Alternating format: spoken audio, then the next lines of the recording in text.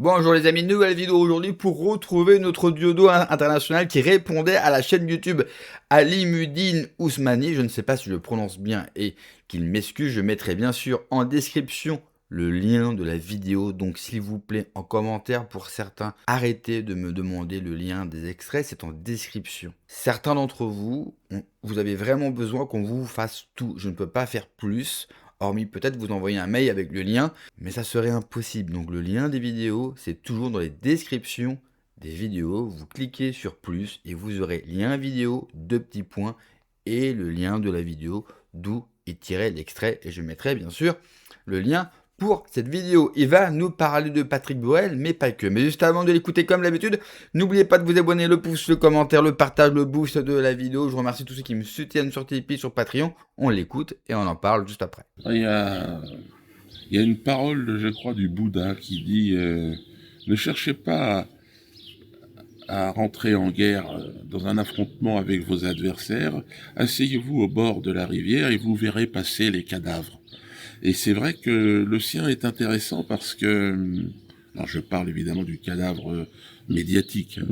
Lui, l'individu, je ne sais pas s'il va tolérer la prison, mais enfin, je ne vois pas comment il pourrait y échapper, même s'il a réussi à échapper à une détention provisoire, ce qui est assez exceptionnel. Moyennement une caution de 500 000 euros. Voilà, c'est ça. Mais enfin, au-delà de ça, c'est quand même étonnant quand on voit le 2 poids 2 mesures avec un Ramadan, par exemple, qui lui, en plus, était innocent, mais peu importe, qui lui, c'était 3 femmes, c'est un complot, je veux dire, tout s'est effondré dans son dossier.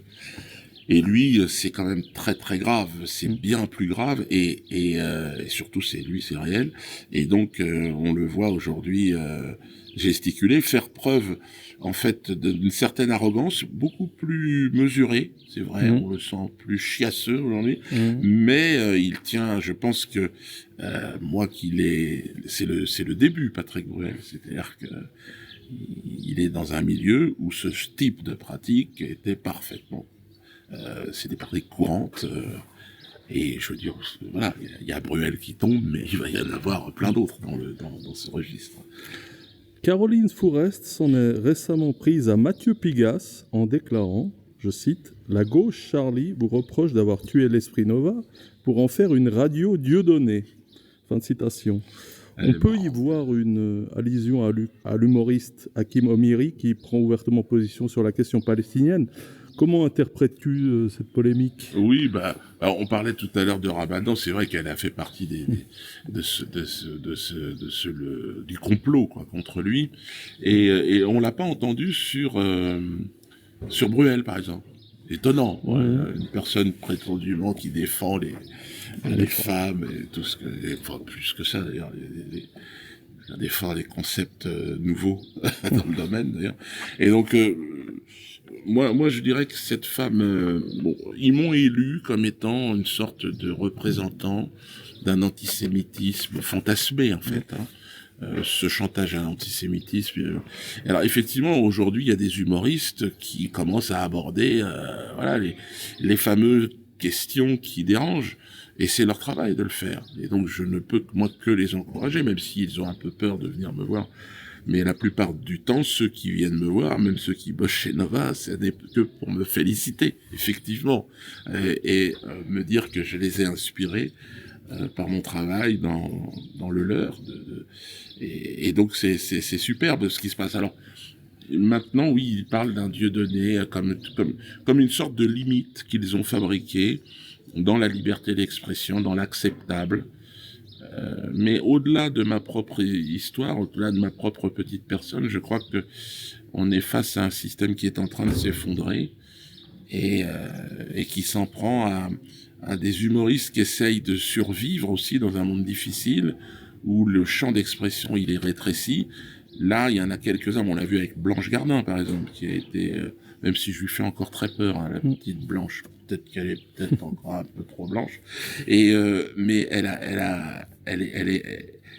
a ouvert une porte aussi, enfin elle a continué, parce que je pense que je l'avais ouvert bien avant elle, cette porte, c'est la porte de la critique de ce système du chantage à l'antisémitisme dans une forme de de satire, parce que elle fait ça, comme moi, de la compétition victimaire et de la hiérarchisation.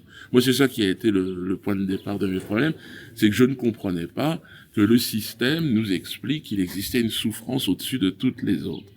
Étant moi-même d'origine africaine, et ayant une famille qui vit dans la misère, ayant une population, un peuple qui a connu tout ce qu'on peut connaître dans l'histoire de l'humanité en termes d'esclavage, de colonisation et autres, entendre des personnes me raconter la souffrance, c'est que ça m'a toujours amusé. Et j'en ai fait donc des sketchs, la compétition victimaire, un sketch que j'ai fait, où évidemment il y avait cette Shoah championne toute catégorie pour des siècles et des siècles. Je me suis amusé parce qu'il n'y a pas de compétition victimaire, il y a une souffrance qui est commune à nous tous.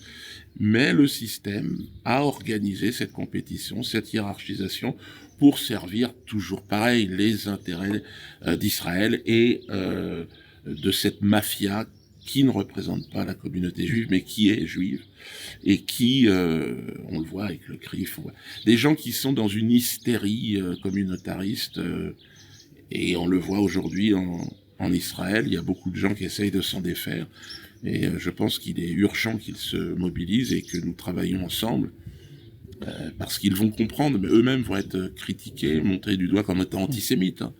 Il y a des gens, beaucoup de résistants, la résistance israélienne aujourd'hui est identifiée comme antisémite, ce qui veut dire que ça n'a aucun sens. Mais bon. L'actualité internationale est également marquée par les tensions autour de l'Iran. Des discussions diplomatiques pourraient se tenir à Genève pour tenter de mettre fin aux hostilités. Est-ce que Trump pourrait t'inspirer un sketch comme tu l'avais fait à l'époque avec George Bush ? Ouais. Trump, il est vraiment étonnant, parce qu'en même temps, l'affaire Epstein, c'est Trump. Trump a vraiment défoncé le système de la culture du cinéma. Il a ouvert une porte. Alors, est-ce que c'est consciemment, est-ce que c'est lui, est-ce que c'est pas lui ? Il y a une certaine folie chez lui qui rend perplexe. Trump, pour moi, est un personnage encore illisible. Mais il a fait bouger des lignes, c'est une évidence. Après, est-ce qu'on l'a pas mis là parce que la situation est désespérée, terminée ? Il gesticule comme un fou, en disant des choses absolument absurdes. Mais moi, je préfère encore une fois un Trump à ceux qu'il y avait avant. Pourquoi ? Parce que lui, il ne s'encombre pas de la justice internationale, des droits de l'homme, qui sont d'une fantaisie, qui sont du mensonge. Je suis d'accord avec lui. Qu'on aime ou qu'on n'aime pas Trump, qu'on soit déçu, qu'on soit pas déçu. D'ailleurs, je trouve ça extraordinaire que des gens en France se permettent d'être déçus de Trump. Je vous rappelle qu'il n'est pas votre président, d'accord ? Quand Trump, hier soir, célèbre son anniversaire et la fête américaine, la fête des drapeaux, par un UFC extraordinaire. Pour ceux qui l'ont vu, pour ceux qui l'ont pas vu, vous aurez toutes les images sur X, sur les réseaux, allez voir. Et que dans le même temps, nous, en France, à l'Élysée, nous avons des travelots qui dansent pour la fête de la musique. Vous voyez, c'est ça un leader. On ne vous demande pas de les aimer. Des Poutine, des Trump, des Xi Jinping, ou tous les autres grands leaders dans le monde. Mais c'est des leaders. Vous avez envie de lui suivre. En France, nous, on a Macron avec des traves. Vous avez envie de suivre ça ? Qui suit ça ? Et oui, Trump, il fait pas semblant. C'est ça que j'aime avec lui. Il fait pas semblant de vouloir être le maître. Il ne fait pas semblant d'être américain et donc de dominer les autres. Il vous humilie, il vous crache à la gueule, il vous tord le bras quand il vous serre la main. Il ne s'encombre pas de bons sentiments. Ce que j'aime, si on doit retenir, nous, Français, quelque chose des Américains, c'est qu'ils ne passent pas leur temps à s'écouter parler. Ils font, ils disent les choses. Nous, c'est tout le contraire en France. On parle beaucoup. Ah, qu'est-ce qu'on aime parler, qu'est-ce qu'on aime s'écouter parler. Le nombre de personnes dans ce métier qui aiment s'écouter parler, avec des raisonnements qui pourraient prendre 10 minutes, mais eux préfèrent vous en parler pendant 3 heures. Ben vous voyez, ça c'est le mal français. Et donc Trump, oui, c'est vrai, lui, eh bien, ne va pas se tracasser avec ce que vont penser les uns et les autres. Il avance et il montre, eh bien, son ambition pour son pays. Qu'est-ce qu'on aimerait avoir la même chose en France. Ensuite, sur le système qui s'effondre, moi je suis d'accord avec Diodo. Oui, tout ce qui arrive en France est franchement alarmant.